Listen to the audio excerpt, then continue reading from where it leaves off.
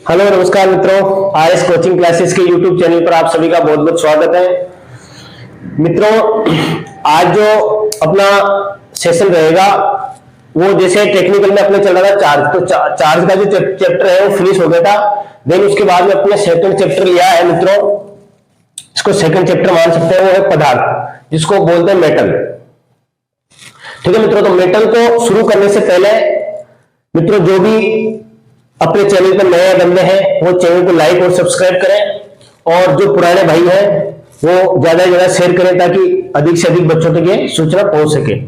ठीक है मित्रों, तो सेशन को शुरू करते हैं कि पदार्थ होता क्या है एक्चुअली में, पदार्थ कहते किसे हैं, पदार्थ की कितनी अवस्थाएं होती हैं और कहाँ का ये यूज होता है, कहाँ का यूज नहीं होता है, तो ये सारी आज के सेशन में जानेंगे। तो शुरू करते हैं मित्रों। पदार्थ यानी कि जिसका कोई आकार व भार हो, दैट इज कॉल्ड मेटल। यानी कि पदार्थ उसको कहेंगे जिसका कोई भार हो या फिर जिसका कोई आकार हो, उसको बोलते हैं अपन पदार्थ। अब मित्रों पदार्थ की बात हो रही है तो यहाँ पे उदाहरण के तौर पे आप समझिएगा, जैसे बर्फ है, बर्फ भी एक पदार्थ है, बर्फ का भी कोई आकार होता है, उसका भी कोई वेट होता है। ये चीज है, इसका भी कोई आकार है, इसमें भी कोई वेट है। ठीक है मित्रों, तो जितनी भी चीजें हैं, जितने भी मेटल्स हैं, उन सभी का कोई ना कोई या तो आकार होता है या फिर उनका कोई वेट होता है, वो दैट इज कॉल्ड मेटल। अब यहां पे हम पदार्थ की अवस्थाओं के बारे में बात करते हैं। पदार्थ की अवस्थाएं, पदार्थ की कितनी अवस्थाएं होती हैं मित्रों? वैसे तो अपन तीन अवस्थाएं तो सारे ही जानते हैं, ठोस, द्रव और गैस। चौथी अवस्था होती है मित्रों इसकी प्लाज्मा, और पांचवी अवस्था होती है ठोस आइंस्टीन संघनन।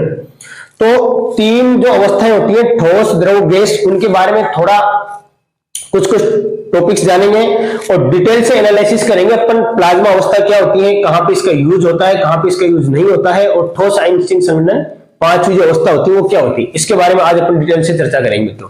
तो सबसे पहले लेते हैं अपन पहली अवस्था। चलो पहले अवस्थाओं के नाम लिखते हैं अपन। ठोस, दूसरी हो गई मित्रों द्रव, और तीसरी अवस्था होती है गैस, और चौथी अवस्था होती है प्लाज्मा।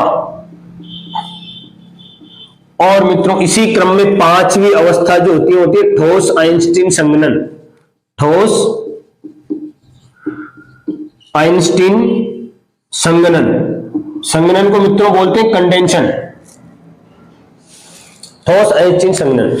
अब मित्रों यहां पे हमें देखना है कि ठोस, द्रव, गैस, इनके बारे में अपन को सबको पता होता है। तो सबसे पहले हम लेते हैं कि ठोस क्या होता है। ठोस, अब ठोस में आकार और इसका आयतन दोनों ही निश्चित होते हैं। जैसे बर्फ है, बर्फ का शेप भी किसी भी बर्तन में डाल दो आप, बर्फ का जो टुकड़ा है वो वैसा का वैसा रहेगा। ठीक है, जब तक नहीं पिघलेगा, पानी नहीं हो जाएगा, तब तक ठोस की बात कर रहे हैं, है ना। तो ठोस क्या होता है, जैसा उसका आकार और आयतन दोनों निश्चित होते हैं, उसको बोलते हैं। तो सबसे पहले मित्रों अपन ठोस देखिएगा कि ठोस जिसका आकार व आयतन दोनों ही निश्चित हो, दैट इज कॉल्ड ठोस। उसको ठोस बोला जाता है, जिसका आकार और वॉल्यूम दोनों ही निश्चित होते हैं, वो होता है ठोस। ठीक है मित्रों। द्रव में मित्रों आकार अनिश्चित होता है। अब बताएंगे अनिश्चित कैसे होता है। अनिश्चित, आकार अनिश्चित व आयतन निश्चित होता है। आयतन निश्चित होता है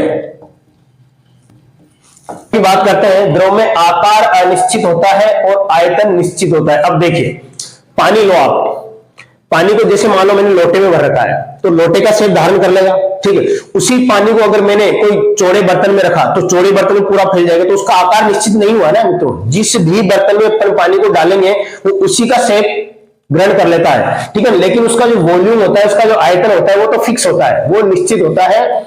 तो द्रव में आकार अनिश्चित होता है। जैसे पेट्रोल है, पेट्रोल को बोतल में डाल दो तो बोतल का आकार ग्रहण कर लेगा, और पेट्रोल को अपन किसी भी बर्तन में डाल दो, चौड़े बर्तन में, तो चौड़े बर्तन जैसा फैल जाएगा। तो यानी कि जो द्रव होती है वो द्रव का आकार अनिश्चित होता है और उसका आयतन जो होता है निश्चित होता है। ठीक है मित्रों, इसी क्रम में अपन बात करते हैं गैस की। तीसरी अवस्था होती है मित्रों गैस। गैस के दोनों ही अनिश्चित होते हैं, यानी कि इसका ना तो आकार निश्चित होता है ना ही इसका वॉल्यूम निश्चित होता है, दोनों ही अनिश्चित होते हैं। वो होती है गैस, यानी कि आकार व आयतन दोनों ही अनिश्चित होते हैं।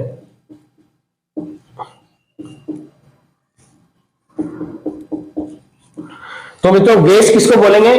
जिसका आकार व आयतन दोनों ही अनिश्चित होते हैं। ये तो हो गई मित्रों इन तीनों की जानकारी। ठोस क्या होता है, द्रव क्या होता है, गैस होता है। ठोस में जिसका आकार व आयतन दोनों ही निश्चित होते हैं वो ठोस कहलाता है। जिसका आकार अनिश्चित होता हो और आयतन निश्चित होता हो वो द्रव होता है।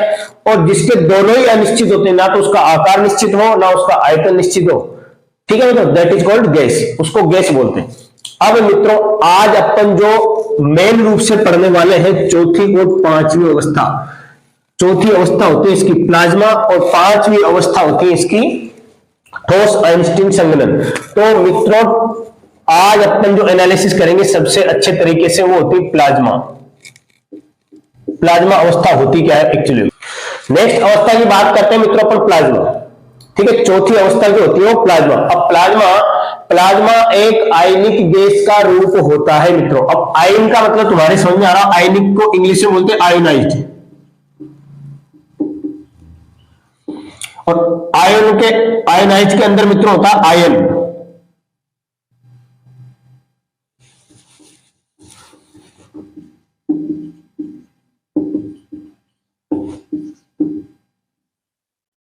आयन। अब मित्रों हमें समझ में आता है कि आयन जो होते हैं दो टाइप्स के होते हैं। एक तो आयन पॉजिटिव आयन होता है और एक नेगेटिव आयन होता है। अब यहां पे पॉजिटिव और नेगेटिव दो आयन है, तो मित्रों ये क्या है? चार्ज है जो कि अपने पढ़ा लेंगे। दैट इज पॉजिटिव जो होता है दो टाइप्स का होता है, सॉरी चार्ज जो होता है टू टाइप्स का होता है, positive charge and negative charge. तो उसी क्रम में प्लाज्मा एक आयनिक गैस का रूप होता है और आयनिक गैस आयन को बोलते हैं अपन आयनाइज्ड, और इसके अंदर होता है आयन। और आयन जो होते हैं दो प्रकार के होते हैं, पॉजिटिव और नेगेटिव, ठीक है। तो यहां ये समझ में आ रहा है कि तो फिर ये जो गैस होती है क्या ये विद्युत का चालन करती है? मित्रों कोई भी गैस हो सामान्य दाब पर किसी भी प्रकार की करंट फ्लो नहीं होता है या फिर उसमें किसी भी प्रकार का चार्ज फ्लो नहीं होता है। यानी कि सामान्य दाब की अगर बात करें तो सामान्य दाब पर किसी भी गैस में कोई करंट फ्लो नहीं होता है। लेकिन जैसे ही दाब को निम्न कर दिया जाता है, जैसे ही उस गैस के प्रेशर को लो किया जाता है तो उसके अंदर से करंट या फिर चार्ज फ्लो होने लग जाता है। और जैसे ही चार्ज फ्लो होने लग जाता है तो वहां पे पॉजिटिव चार्ज और नेगेटिव चार्ज ब्लो करने लग जाता है। जैसे मित्रों अब हम बात करें कि प्लाज्मा जो होती है वो अपने दैनिक जीवन में कहां काम आती है। जैसे मित्रों फ्लोरोसेंट ट्यूब होती है, अपने जो इलेक्ट्रिसिटी का जो बोर्ड होता है उसके अंदर जो इंडिकेटर लगा रहता है, तो इनके अंदर भी क्या है, फ्लोरोसेंट ट्यूब जो होती है ट्यूबलाइट, उसके अंदर क्या होती है, उसके अंदर भी एक आयनिक गैसें भरी होती है, ठीक है मित्रों। और जैसे ही उसके अंदर करंट फ्लो होने लग जाता है तो वो जो गैसें होती है वो ब्लो करने लग जाती है मित्रों। तो वहां पे अपने दैनिक जीवन में भी प्लाज्मा का यूज होता है। यानी कि इसका यूज के बारे में, और सूर्य इसका यूज अगर अपन लिखें, सूर्य व तारों का चमकना